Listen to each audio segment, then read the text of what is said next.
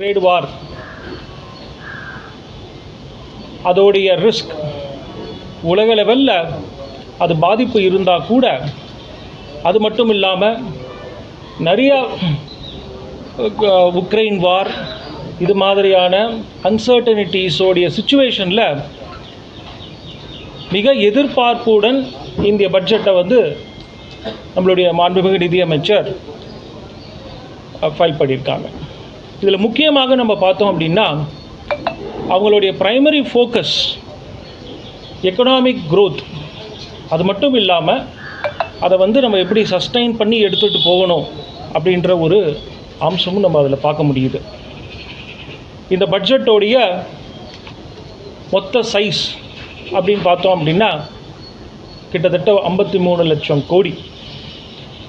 ஜென்ரலாகவே பார்த்தோன்னா இது மாதிரியான ஒரு 140 கோடி மக்கள் இருக்கக்கூடிய பாரதத்தில் அனைத்து இந்தியர்களையும் சாட்டிஸ்ஃபை பண்ணி அவங்களுடைய ரிக்குவயர்மெண்ட்டையும் நம்ம எடுத்துக்கிட்டு ஒரு பட்ஜெட் விஷயத்தை கொடுக்கணும்.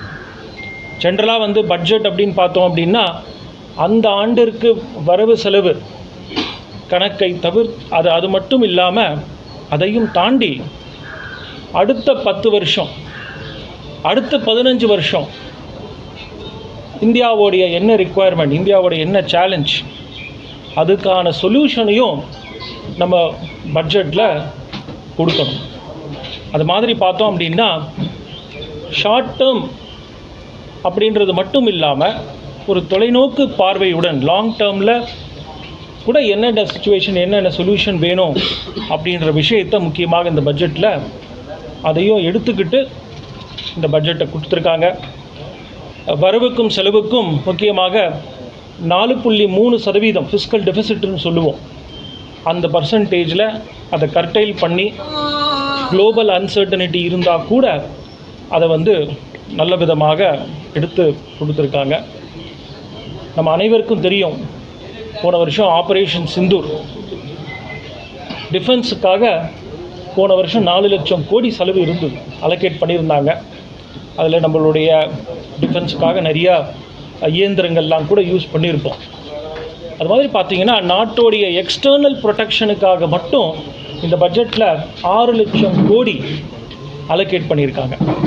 ஏன்னா 140 கோடி மக்களும் நம்ம அனைவரும் இங்கே பீஸ்ஃபுல்லாக இருக்கோம் அப்படின்னா அவங்களுடைய இந்த பட்ஜெட்டில் 6 லட்சம் கோடி டிஃபென்ஸுக்காக அலோகேட் பண்ணி, அது மட்டும் இல்லாமல் அதில் என்னென்ன டெக்னாலஜி கொண்டு நம்மளோட இன்னும் ஸ்ட்ரெங்க் பண்ண முடியும் அப்படின்ற விஷயத்தையும் அதில் எடுத்துகிட்டு வந்திருக்காங்க.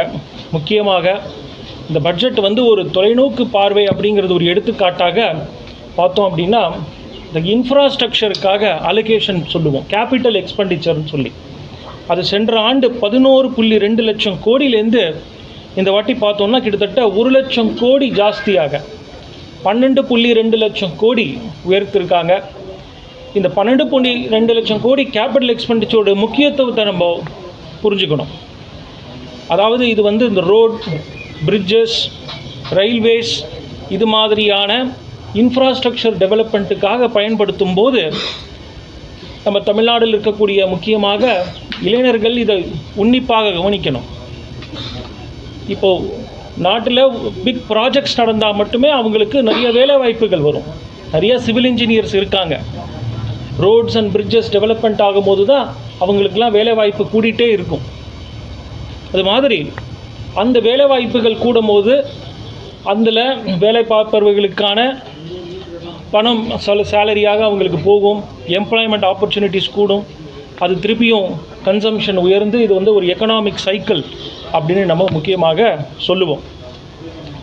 அது மட்டும் இல்லாமல் சிறு தொழில் எம்எஸ்எம்இ அவங்களுக்கு ஒரு 10,000 கோடி அலோகேட் பண்ணி அவங்களுக்கு முக்கியமாக இன்றைக்கி இருக்கக்கூடிய பிரச்சனைகள் என்ன அப்படின்னு பார்த்தோம் அப்படின்னா எம்எஸ்எம்இக்கு லிக்விடிட்டி.